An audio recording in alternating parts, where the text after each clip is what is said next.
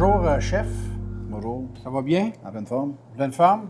Je vous présente le chef Yves Moreau de l'Hôtel Forestier Val-d'Or, chef exécutif. Je vous présente le producteur de pommes de terre, M. Jean-Luc Barry, qui est situé à Saint-Eugène-de-Guiille et non Saint-Bruno. Et le tournage est fait à Saint-Bruno, mais on fait la pomme de terre, la plantation est à Saint-Eugène-de-Guiille. Jean-Luc, parle-moi, j'aimerais que tu nous parles un peu plus de tes variétés de pommes de terre. Dans les variétés de pommes de terre qu'on produit ou qui existent à peu près au Québec, on commence toujours la saison avec une hâtive dans la pomme de terre blanche, qui est l'envol, la chaleur, puis présentement, le Lac-Saint-Jean essaie d'éprouver la belle d'août qui devrait faire fureur. C'est une pomme de terre qui est 60 jours, très hâtive, qu'on peut commencer, nous, à récolter fin juillet, la dernière semaine de juillet. Puis il faut quasiment qu'elle soit consommée, exemple, peut-être novembre, décembre, c'est une hâtive. On a la rouge Norland qui fait la même chose sur le côté rouge. C'est une pomme de terre hâtive. Quand on dit une pomme de terre hâtive, il ne faut pas oublier non plus que c'est une pomme de terre qui a des tendances parce qu'elle contient moins de sucre, puis il y a des tendances que l'amidon se dépose en sucre. Il y a des noircissements quand on dépose son OK. 2 mois, 3 mois Entreposé. en entrepôt. Puis par la suite, on a une jaune hâtive qui fait la même chose. Elle est bonne à tout faire. Écoute, pommes de terre au four, frites, Purée. mais c'est que c'est une clientèle bien différente. Le monde, il y en a qui ne sont pas habitués de voir une pomme de terre un petit peu plus brunâtre dans leur assiette. Fait que on la distance par ça. Puis ensuite de ça, là, on s'en va dans la tardive que nous autres, je te dirais, c'est le 3/4 de notre production. On l'a fait après, on l'avait après les fêtes ou on commence avant les fêtes comme novembre, quelque chose comme ça, puis elle est capable de stander. Puis Ça fait partie de la variété des recettes. c'est en partie recette dans la Combien il y a de blanche. variétés de recettes sur le marché? Dans la variété recette, je te dirais, on pourrait parler d'alentour 20-25 connus. Il y en a peut-être 200. Puis au Québec, on en prend à peu près 3. Tu as la recette frontière, on a la Gold Rock, la recette Burbank qui est bien connue par McCain. OK. C'est une vieille variété, pareille comme la McIntosh d'un pomme. Comment il y a de variétés qu'il y a sur la planète?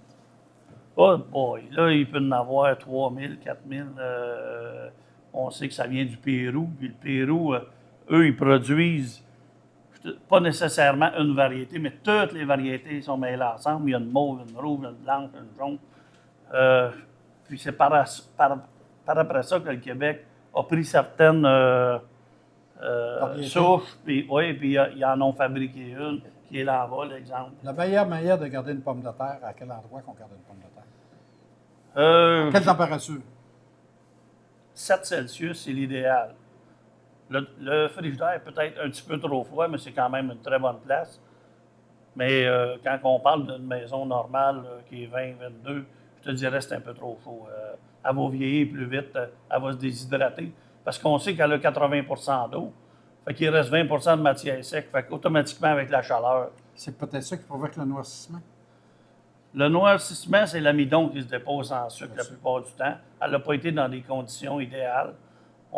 Des fois, on peut l'avoir sans vouloir l'avoir brassé trop froid par des temps trop froids, les transports. Elle a monté un peu, elle était brassée, ça l'aide pas. Mais à 7 Celsius, du noircissement, là, on l'illumine. On l'émule. Oui. Puis c'est pas un facteur chimique, là. Je te remercie beaucoup, Jean-Luc.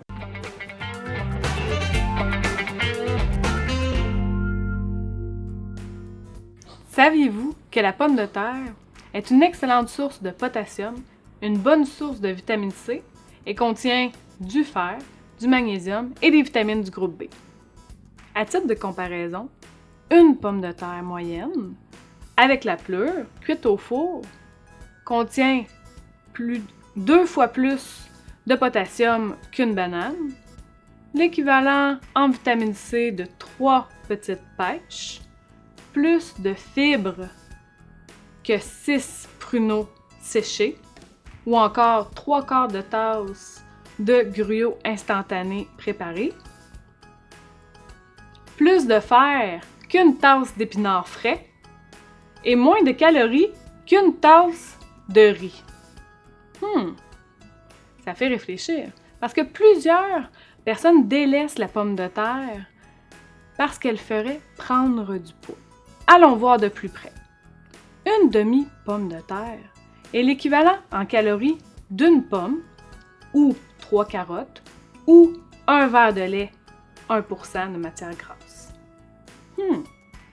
Qu'est-ce qui ferait bien augmenter les calories? Pourquoi les calories dans le fond? On en parle, c'est les calories totales qui, dans la journée, à tous les jours, qui font augmenter le poids.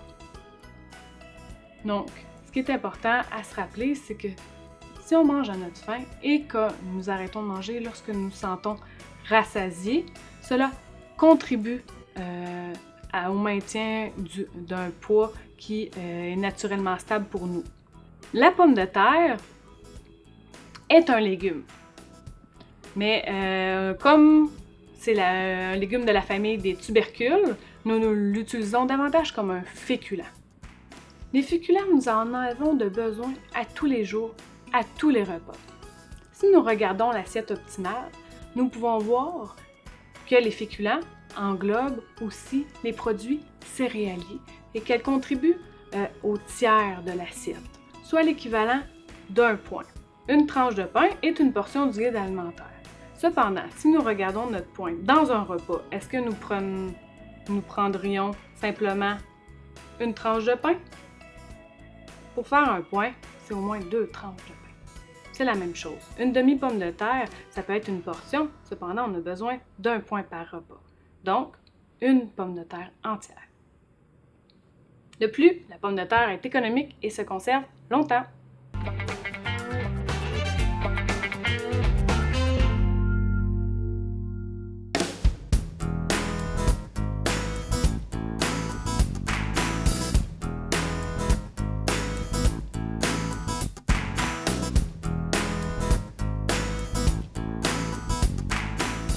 Chef, on commence comment? Là, on est rendu à la recette. Oui. Alors, on va travailler avec les pommes de terre. Et ça prend des pommes de terre, cuites. Et on peut les cuire comme on peut les cuire au four, comme une patate au four, ou on peut la cuire dans l'eau, bouillie. Alors, on attend qu'elle soit cuite. Un coup qu'elle est cuite, on la refroidit au frigo, on l'épluche et après ça, on la râpe. Donc, on appelle une pomme de terre en robe des champs. En robe des champs, effectivement. Parfait. Fait que moi, je vais Alors, râper. les ingrédients qu'on a Oui. besoin pour faire la recette, c'est la farine, une pincée de muscade, parce que c'est bien important, la muscade. Ça fait relever le goût de la pomme de terre. Mais il faut en mettre juste une petite pincée. Alors, on a une purée d'herbes fraîches, on a des échalotes vertes ciselées fins. Qu'on appelle, nous autres, des petits oignons roux, des petits oignons verts. Des oignons verts, des échalotes vertes. Oui, les échalotes vertes, oui. Et puis, on a de la crème, on a de la bière Mons, la blonde. Oui, Après ça, on a du beurre clarifié et on a 2 œufs. 2 œufs. Alors, les œufs, qu'est-ce qu'on va faire avec? C'est qu'on va séparer les jaunes des blancs et les blancs, on va les monter en neige. Toi, en attendant, tu vas râper les pommes de terre pour que je puisse faire le mélange. Parfait. Dans ton mélange d'herbes, là, que tu parles d'herbes, qu'est-ce que tu as mis dans les herbes? J'ai mis du thym, de l'orégano Oui. et puis du romarin. Alors, Ça, c'est toutes des herbes fraîches. toutes des herbes fraîches que j'ai coupées au couteau, on peut le faire au robot. Et puis, après ça, on va vider ça là-dedans. Après ça, on met juste un petit peu d'huile dedans. OK. Et puis, un coup que l'huile est dedans, puis on l'a bien mélangé, bien, ça conserve toute la saveur. Parfait. Quand tu vas mettre ta farine, c'est quoi les quantités que tu mets? Bien, là, on a 60 grammes de farine là, qu'on met dans la recette. 60 grammes de farine équivaut à quoi? 60 grammes de farine équivaut 2 environ... cuirassons? Oh non, ça va équivaut Plus environ que peut-être un quart de tasse à peu Un près. quart de tasse, parfait. Ouais. Ça va aller au complet dans la recette. Au complet. Pourquoi tu utilises la bière Mum? Bien, moi, je pense que c'est une bière qui est locale. Je pense qu'il faut regarder à utiliser les produits de la région aussi. Ça veut dire que... On sait qu'elle vient du secteur d'Amos. Effectivement, oui. Et voilà. Alors, on va monter les blancs d'œufs. Alors, c'est bien important de monter les blancs d'œufs En neige. en neige Juste à l'obtention d'un pic.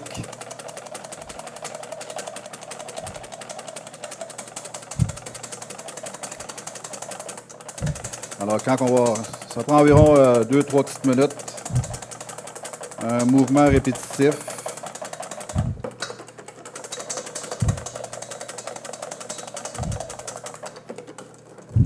Mais on pourrait y aller, quand on parle de pommes de terre Gold Rush, on parle de variétés de pommes de terre qui font partie de la famille des recettes. Ouais. On le sait que sur la planète, actuellement, il se produit environ 3000 variétés de pommes de terre, puis on en mange à peu près 4 variétés. Que les gens se sont arrêtés à 4 variétés. OK. Parce qu'ils mangent, il appellent ça des patates. La patate blanche, la patate rouge, puis la patate jaune, à chair jaune. Mais quand on sait qu'ils ont tous des noms différents, fait que là, moi, je te redonne ça. Ouais. Moi, je vais aller laver. Effectivement. Ça veut dire que là, c'est pas bien dur. On mélange tout ensemble comme ça. On commence avec les ingrédients secs. Une petite pincée. Après ça, on va mettre un petit peu de purée. Environ 10 grammes. Quand on parle de 10 grammes, cuillère à thé, À peu près. à peu près une cuillère à thé. Et après ça, on met la bière. rajoute la bière, la crème, La crème. Crème 35 crème 35 %. Si vous voulez avoir un petit peu moins gras, vous pouvez utiliser la 15. la 15 % et un peu de beurre. un beurre clarifié. Un beurre clarifié. Là, on mélange tout ça. On mélange tout ça. Ça sent déjà bon. Ça sent déjà des bonnes arômes. Alors, la pomme de terre, en étant cuite au début, quand on va la mettre dans la gaufrière, ça va prendre moins de temps à cuire. Ah, on va prendre moins de temps à cuire. Alors, encore un coup que le mélange est bien mélangé comme ça. On se rend compte qu'avec la pomme de terre, on peut faire bien des choses. Hein. Ça nourrit bien ça nourrit beaucoup de gens, ça, la pomme de terre. Effectivement, oui. Ça veut dire que là, on incorpore... Là, tu incorpores ton blanc d'œuf. Ton blanc d'œuf. Là, les jaunes, tu les avais mis dedans pour Ouais. les incorporer au tout début. Là, c'est le plus important, c'est de plier OK. pour l'incorporer à l'intérieur et pas trop vite. L'idée Lentement. là-dedans, c'est que ça va faire Que ça soit bien. gonfler, OK, ça va faire gonfler gonfler votre appareil. l'appareil.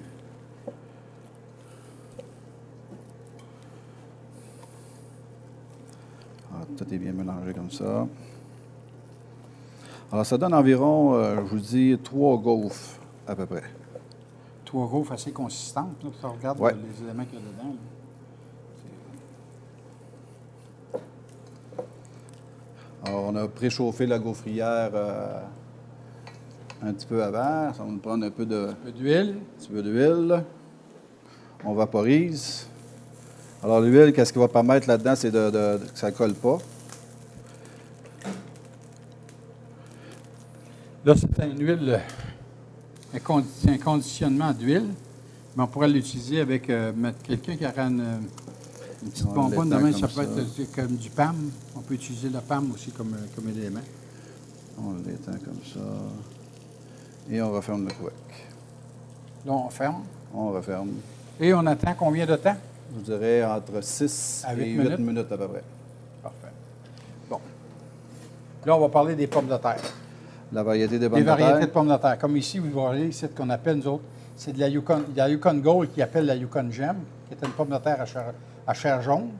Après ça, vous avez ici la Chipotle, c'est ça, qui est une pomme de terre à chair blanche, mais la peau est rouge. Puis c'est des variétés, quand les gens ils disent on recherche, ils nous annoncent des recettes, et c'est des recettes. Ça fait partie de la famille des recettes. Il y a environ 3000 variétés de pommes de terre sur la planète. Puis au niveau nord-américain, on en mange à peu près 4 variétés. OK. Ça veut dire qu'ils ont tout mis dans le même mix. Ils ont dit, c'est de la pomme de terre rouge, de la pomme de terre blanche, à chair blanche, la longue, blanche. Après ça, tu as de la jaune, à chair jaune. Mais ils ont toutes des noms, ces variétés de pommes de terre-là. Puis toutes les variétés, ils ont une valeur nutritionnelle différente à faire. Tu le sais tout le temps. Effectivement. Puis qu'est-ce qui est plaisant là-dedans, c'est au niveau de la pomme de terre, c'est qu'on peut le retrouver pendant 12 mois par année. 12 mois par année. parce qu'elle peut se conserver assez longtemps dans des Des entrepôts, très dans des entrepôts, contrôlés. puis ainsi de suite. Le problème, quand on parle de conservation des pommes de terre, c'est dommage que le producteur n'est pas ici pour l'instant, mais qu'est-ce qui arrive, c'est que les gens ils mettent ça dans la place la plus chaude dans leurs entrepôts. Puis dans les magasins, mais ils le mettent sur le plancher. Dans ce quand ils sortent des frigidaires, nous autres, là, la pomme de terre veut survivre. Quand on voit pourquoi que la pomme de terre, on dirait qu'elle veut survivre, c'est quand il commence à y pousser des germes, c'est parce qu'elle veut se battre contre. Elle veut se reproduire le plus rapidement possible. C'est là qu'est le problème, c'est le niveau de la conservation des pommes de terre. Mais dans les variétés, vous les trouvez toutes, pas mal toutes dans les magasins de la région. Qu'est-ce qui est important, c'est de goûter à différentes variétés qu'on a de la misère à identifier en région parce que c'est toutes les mêmes choses. Mais il y en a qui sont identifiées dans les magasins. OK. Il faudrait que les gens... Puis c'est ça, chaque variété a une valeur nutritionnelle différente. Fait que c'était une partie de la pomme de terre qu'on parlait, des pommes de terre qu'on parlait. Là, on va regarder la gaufre. La gaufre, il reste encore une couple de minutes, Ah ouais, ça veut dire une couple qu'on de va minutes, laisser attends bien, aller. Mais qu'est-ce qu'on va faire, c'est qu'avec la magie des choses, La bien, magie des on choses. a fait une petite gaufre avant. Ça veut dire qu'on va en présenter une, puis on va la présenter de deux manières différentes. Alors, la première présentation, qu'est-ce que j'ai pensé, c'est de le faire avec du saumon fumé.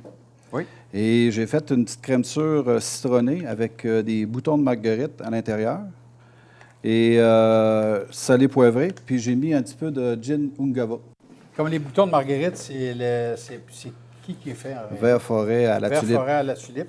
Alors, ils sont présentement, je pense que la cueillette, elle doit être déjà terminée à cet temps ici. Là. Ça veut dire qu'ils cueillent ça au printemps quand le bouton n'est pas ouvert. Et après ça, il les met en mariner. saumure.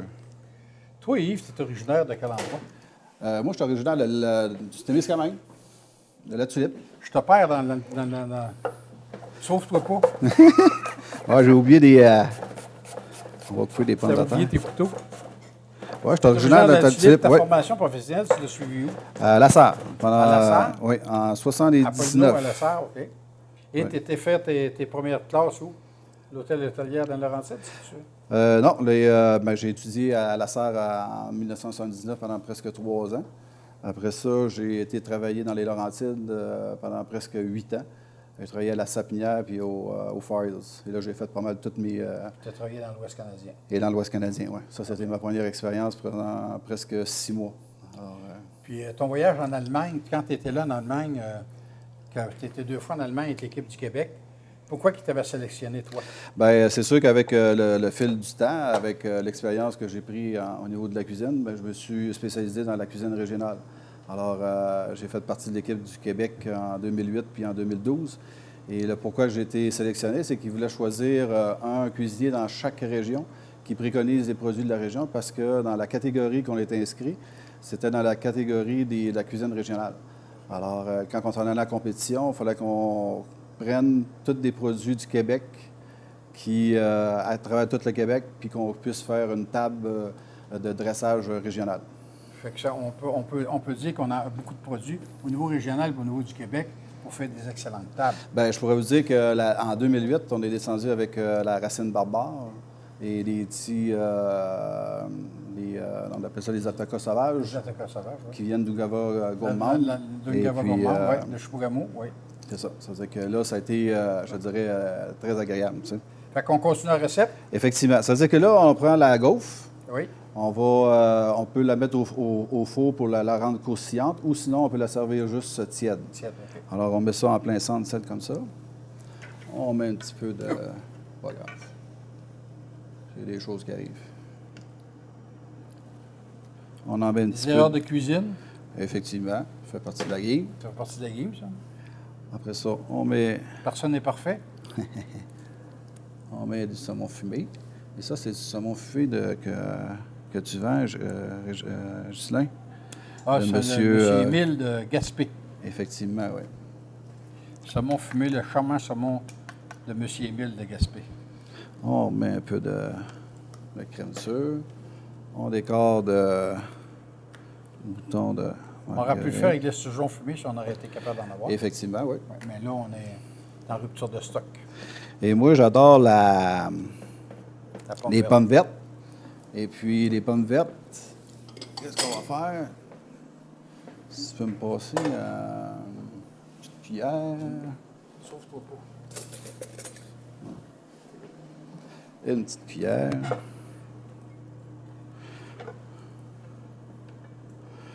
On mélange ça là-dedans. Là, je vais t'attacher. Dis-moi ce que tu veux, je vais aller chercher. On mélange une petite vinaigrette, Ta À vinaigrette est l'érable. faite à base de quoi? de l'huile avec de l'érable. OK.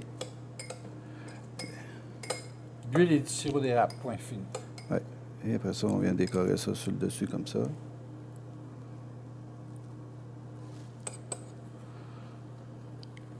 Oh, il s'en vient de belle. Oui. Ça veut dire qu'on peut l'éteindre, Ghislain.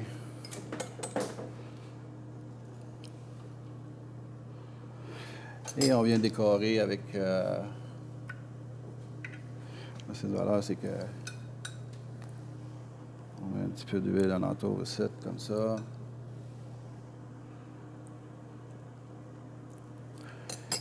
Et on met un petit peu de bouton de marguerite sur le dessus.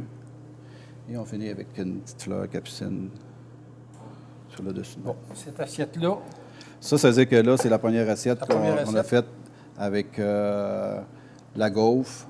On a la crème sûre, le saumon fumé, des petites pommes vertes sur le dessus qui donnent un bon petit goût acidulé, un goût citronné avec le saumon fumé. Ça va être parfait. Puis une petite capucine bon, par-dessus. on vous l'offre à la région. Alors, la deuxième, ça va être du bœuf effiloché, OK. Les filochés de bœuf, OK. qui est un jarret de bœuf qu'on a fait cuire s'il y en a qui connaissent ça, au thermosaculateur, qui est cuit dans l'eau dans un sac sous vide Combien d'heures? pendant 72 heures. Et puis... Soin d'huile? L'huile est là. non. Moi, l'idée, c'est juste que je veux le réchauffer pendant 72 heures.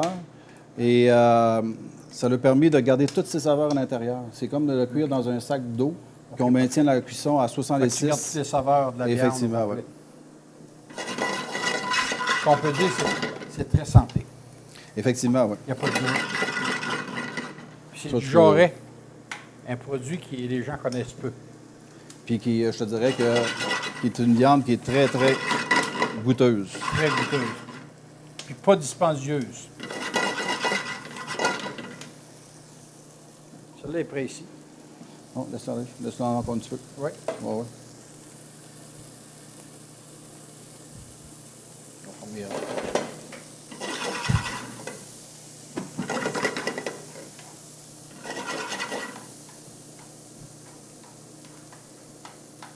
Et voilà.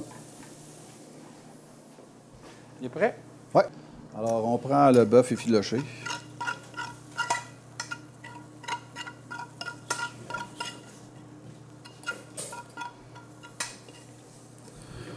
On le dépose sur la gaufre.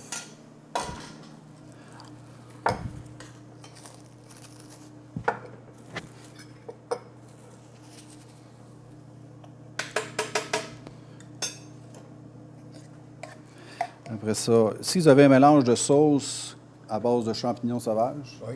que j'ai mis oignons et bacon, qu'on a fait revenir. Et les variétés de champignons qu'on retrouve là-dedans, c'est du matsutake, on a des chanterelles et on a des morilles. C'est-à-dire que, alors, on dépose ça sur la viande comme ça.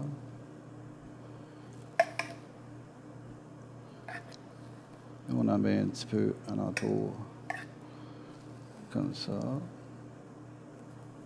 OK. Comme ça. C'est pas grave, ça, on essuie ça de même. Avec notre linge. Après ça, vous avez un mélange ici de fromage en grains qui vient de la ferme du village? ferme du La ferme du village, que j'ai mélangé à un pesto de roquette. OK. Pesto maison, c'est toi qui Oui, l'as fait. pesto de roquette, qui ont fait la même affaire qu'un pesto de basilic, mais on met de la roquette dedans blanchie, avec de l'ail et des amandes. Et ça, on dépose ça sur le dessus comme ça.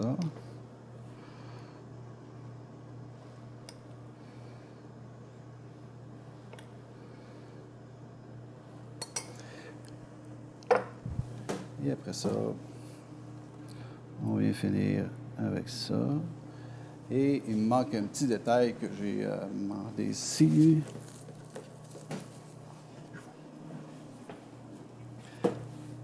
Une petite pousse de pois.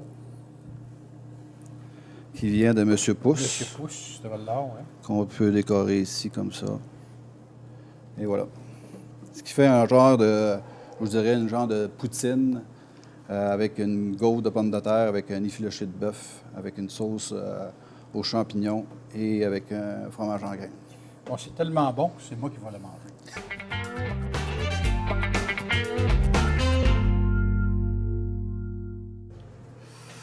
Bon, chef, le surplus qu'on a de préparation pour de la gaufre, là, qu'est-ce qu'on peut faire avec ça? Alors, l'appareil à gaufre, on peut aussi faire une crêpe avec. C'est-à-dire qu'on prend 50 de l'appareil à gaufre, on le mélange avec 50 d'un appareil à crêpe. À crêpe. Et un appareil à crêpe, là, c'est comme un mélange à crêpe. Alors, nous autres, en termes de culinaire, on appelle ça un appareil. Parfait. Alors, on mélange les deux ensemble, on fait des belles crêpes. On peut servir ça avec un bon sirop d'érable ou un coulis de cassis. Et ouais, c'est vraiment, vraiment bon. Bon, c'est beau. Maintenant, une question de poser.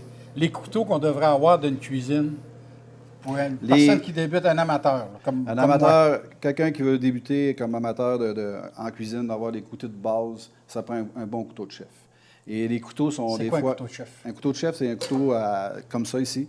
Alors, d'une certaine grandeur, comme vous voulez, ça peut être des 10 pouces, des 12 pouces. Mais je vous conseille d'avoir un petit couteau pour pouvoir être familier avec le couteau. L'autre affaire, c'est qu'un couteau, c'est personnel à chacun.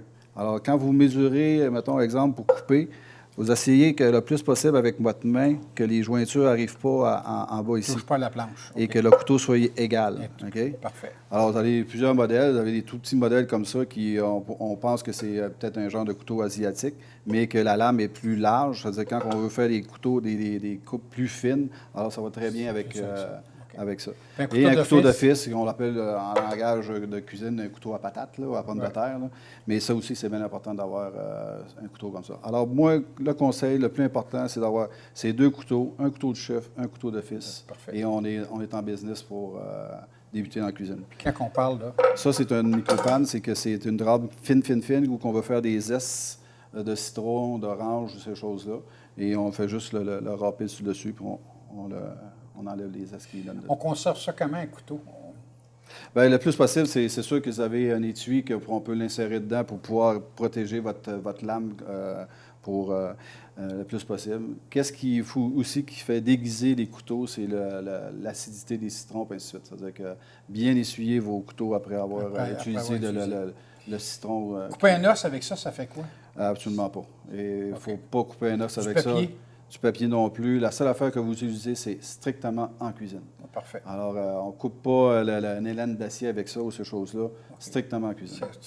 À fin du compte, c'est très personnel à un chef. C'est très personnel. Puis, vous allez voir, il y a plusieurs variétés de couteaux. Alors, le plus important, c'est de faire affaire avec quelqu'un qui connaît très bien les couteaux puis le besoin que vous avez. Alors, nous autres, on est dans le côté professionnel. C'est sûr qu'on utilise des couteaux qu'on va utiliser longtemps parce qu'on l'utilise souvent.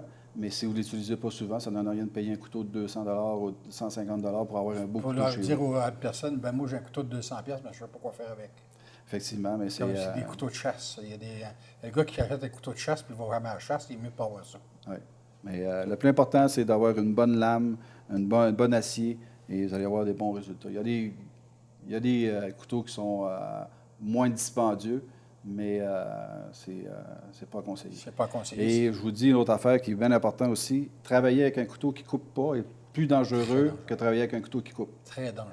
Alors, vous avez plus de chances de vous couper avec un couteau qui ne coupe pas qu'avec un couteau qui coupe. Puis quand on travaille d'un endroit pour faire la cuisine, il y a un détail que les gens oublient, c'est tout le temps la propreté autour de quand on travaille, soit à terre ou autour de nous autres.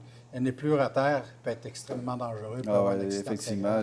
Alors, c'est toujours important d'avoir une chaudière d'eau savonneuse avec un bon linge pour pouvoir essuyer votre table de travail après avoir travaillé, bien sûr. Merci beaucoup. Ça me fait plaisir.